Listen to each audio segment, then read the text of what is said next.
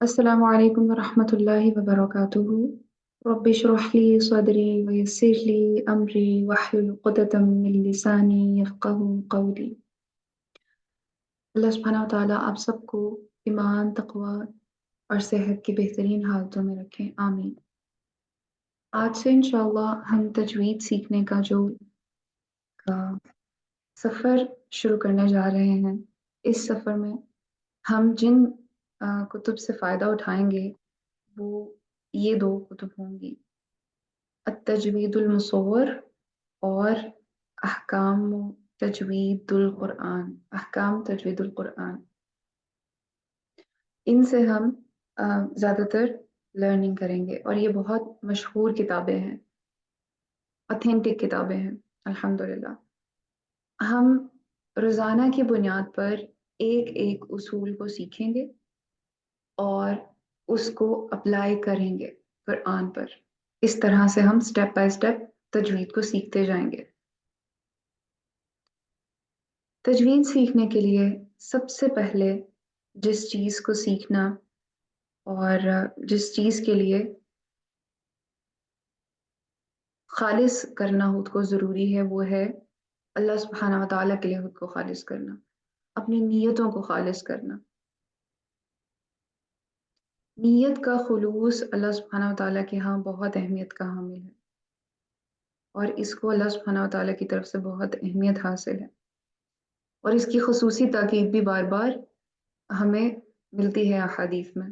رسول اللہ صلی اللہ علیہ وآلہ وسلم نے ہمیں سکھایا، جیسے کہ اس حدیث میں بھی یہاں پر مینشن ہے، عن ابی ہریرہ رضی اللہ عنہ قال قال رسول اللہ صلی اللہ علیہ وسلم ان اللہ طیب لا يقبل الا طیبا۔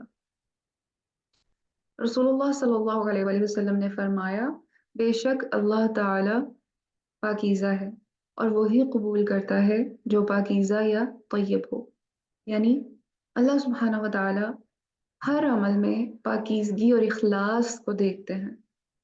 تو ہمارے لیے کتنا اہم ہے کہ ہم اپنے عمل کو پاکیزہ اور خالص کریں، اور ہماری نیتوں کا دار و مدار اس چیز پر ہے کہ وہ کتنی خالص ہیں اللہ سبحانہ وتعالیٰ کے لیے، اور اعمال کا دار و مدار ان کی قبولیت کا دار و مدار اس چیز پر ہے کہ وہ کتنے خالص تھے، آپ کا عمل کتنا خالص تھا، اور اس کا خالص ہونا نیت پر ڈیپینڈ کرتا ہے۔ اس لیے سب سے پہلے ہم اپنی نیت کو خالص کریں گے انشاءاللہ، اور اللہ سبحانہ و تعالیٰ سے مدد مانگیں گے کہ وہ ہمیں نیت کے اخلاص کے بارے میں سکھائے اور ہماری نیتوں کو خالص کر دے، صرف اور صرف اللہ سبحانہ و تعالیٰ کی ذات کے لیے ہم اپنی تمام کوششیں، تمام محنتیں کریں اور وہ درست ڈائریکشن میں ہوں انشاءاللہ۔ ہمارا تجوید سیکھنے کا مقصد اللہ سبحانہ و تعالیٰ کی رضا ہے، اور اس کی وجہ بھی ہمیں قرآن سے ہی ملتی ہے کہ ہمیں کیوں قرآن کو خوبصورت انداز میں سیکھنا چاہیے، اور اس کی کیا وجہ ہے کہ ہم قرآن کو سیکھیں۔ کیونکہ اللہ سبحانہ و تعالیٰ نے قرآن میں جو صفات بیان کی ہیں، پسندیدہ صفات میں سے وہ ایک صفت یہ بھی ہے ان لوگوں کی کہ یتلونہ حق تلاوتہ، کہ وہ ایسے تلاوت کرتے ہیں جیسے کہ حق ہے اس کی تلاوت کا، یعنی قرآن کو ایسے پڑھتے ہیں تمام اصول و ضوابط کو ذہن میں رکھتے ہوئے، قواعد کو ذہن میں رکھتے ہوئے، صفات کو ذہن میں رکھتے ہوئے، جو کہ الفاظ کا حق ہیں، اور اس کو خوبصورتی سے اس انداز میں پڑھتے ہیں کہ وہ مزید خوبصورتی دے دے آپ کی تلاوت کو، اس سے دل کے اوپر اثر ہو، یہ ڈیمانڈ ہے۔ اور اگر آپ اس کو صرف اور صرف بیسک لیول پر ہی سمجھ لیں تو صرف اس کا یہ مطلب ہی کافی ہے کہ وہ اس طرح سے تلاوت کرتے ہیں جیسے کہ تلاوت کرنے کا حق ہے۔ اتنی سی بات ہمیں سمجھ آتی ہے کہ کیا حق ہے۔ قرآن سیکھنا، اس کا علم حاصل کرنا بہت اہم ہے، چاہے وہ آپ تفسیر کی صورت میں، ترتیل کی صورت میں، حفظ کی صورت میں کریں، اور تجوید سیکھنا بھی ایک علم ہے جو کہ قرآن کہ الفاظ کو درستگی سے پڑھنا اور اس کو جو حق ہے حروف کا وہ ان کو دینا، یہ سیکھنا بھی بہت ضروری ہے۔ اللہ سبحانہ و تعالیٰ نے سورۃ یونس کی آیت نازل کی اور یہ بتایا کہ قرآنی تعلیم کس قدر اہم ہے اور قابل عزت ہے۔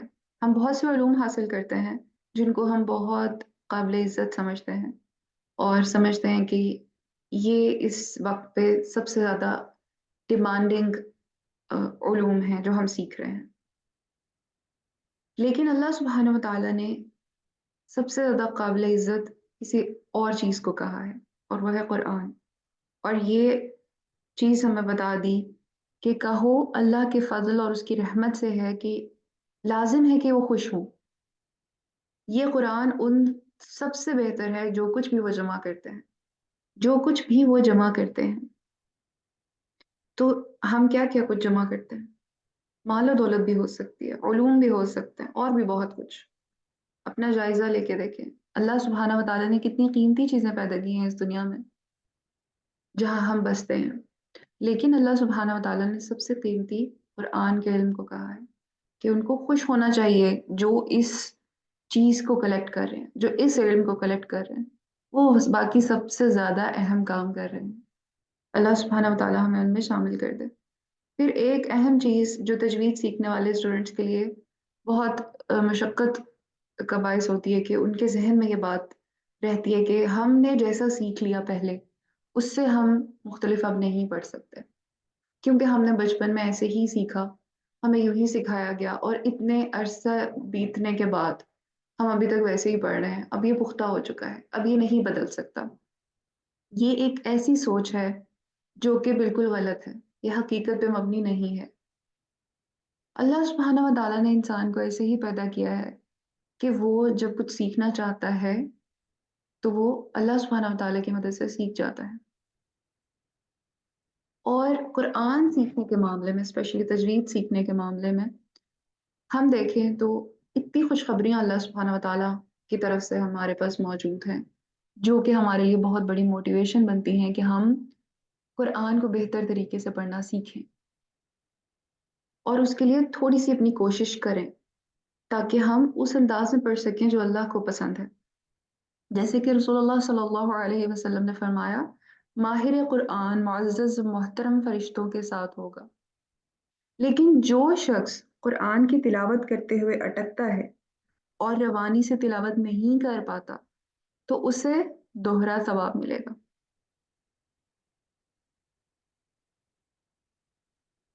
ایک چیز جو ماہر قرآن کے بارے میں کہی گئی ہے وہ یہ ہے کہ وہ معزز اور محترم فرشتوں کے ساتھ ہوگا۔ اتنا بڑا مقام ہے ماہر قرآن کا، لیکن ابھی ہم ماہر نہیں ہیں تو اب ہم کیا کریں؟ تو آگے اللہ سبحانہ و تعالیٰ نے یہی بتایا کہ جو شخص قرآن کی تلاوت کرتے ہوئے اٹکتا ہے اور روانی سے تلاوت نہیں کر پاتا اسے اس سے دوہرا ثواب ملے گا۔ کتنی بڑی خوشخبری ہے، کتنی بڑی موٹیویشن ہے ہمارے لیے کہ ہم اس کو شروع کریں الحمدللہ، اور اپنا وقت لگائیں۔ ابھی رمضان ہم سے بہت قریب ہے اور رمضان قرآن کا مہینہ ہے، اس میں نیک اعمال کا اجر کئی گنا کر کے بڑھا دیا جاتا ہے، تو کیوں نہ ہم یہ نیک عمل کریں جو اللہ سبحانہ و تعالیٰ کے ہاں ان تمام اعمال سے بہتر ہے جو لوگ جمع کرتے ہیں۔ قرآن کو سیکھنا، قرآن کے ساتھ وقت بتانا، قرآن کو زیادہ سے زیادہ تلاوت کرنا، اس کی تفسیر سیکھیں، اس کی تجوید سیکھیں۔ تمام علوم اہم ہیں اور تجوید کے اوپر کام کرنا اس لیے اہم ہے کیونکہ قرآن کو پڑھنا بہت بڑی عبادت ہے۔ تو جب ہم پڑھتے ہیں اس کو درست پڑھنا عبادت ہے۔ درست، آپ کی اگر نیت خالص ہے اور آپ اس کو کوشش کرتے ہوئے کہیں غلطی کر رہے ہیں تو وہ اللہ سبحانہ تعالیٰ کی طرف سے معاف ہے، لیکن کسی غلطی کو کنسسٹنٹلی کرتے جانا، اس کے اوپر ثابت قدم رہنا کہ ہم اس کو نہیں بدل سکتے، یہ بہت بڑی غلطی ہے اور یقیناً اس کی پکڑ بھی بڑی ہے۔ تو انشاءاللہ ہمیں اس مائنڈ سیٹ کو ضرور چینج کرنا ہوگا جو ہمیں اس چیز کے اوپر لے کر آتا ہے کہ نہیں، ہم قرآن کو امپروو نہیں کر سکتے کیونکہ ہم پہلے سے ہی ایسا ہی پڑھتے آئے ہیں۔ پھر ایک اور خوبصورت بات جو کہ رسول اللہ صلی اللہ علیہ وآلہ وسلم نے ہمیں بتائی، انس بن مالک رضی اللہ عنہ سے روایت ہے کہ رسول اللہ صلی اللہ علیہ وسلم نے فرمایا، بے شک اللہ تعالیٰ کے اپنے کچھ اہل ہیں۔ انہوں نے پوچھا، یا رسول اللہ وہ کون ہے؟ آپ صلی اللہ علیہ وسلم نے فرمایا، وہ اہل قرآن ہیں، اللہ کے اہل اور اس کے خاص لوگ ہیں، یعنی اللہ سبحانہ و تعالیٰ کے قریبی لوگ اہل قرآن ہیں۔ اور ہمیں بھی اس قرب کی کوشش کرنی ہوگی، اس کے لیے اپنی ایفرٹس کرنی ہوں گی، محنت کرنی ہوگی۔ اللہ سبحانہ و تعالیٰ ہمیں توفیق عطا فرمائے۔ اور یہ جاننا ہوگا کہ آخر تجوید ہے کیا۔ اگر کوئی نئے یعنی اس کا سفر ہی ابھی شروع ہوا ہے اور اس کے لیے یہ بالکل نئی چیز ہے، اس کے لیے یہ تجوید کا لفظ بھی نیا ہے، تو وہ نہیں جانتا تجوید کیا ہے۔ تو تجوید بیسیکلی کسی چیز کو خوبصورت اور بہتر انداز میں ادا کرنا ہے، کسی چیز کو بیوٹیفائی کرنا، اس کو بہتر بنانا، اس کو امپروو کرنا۔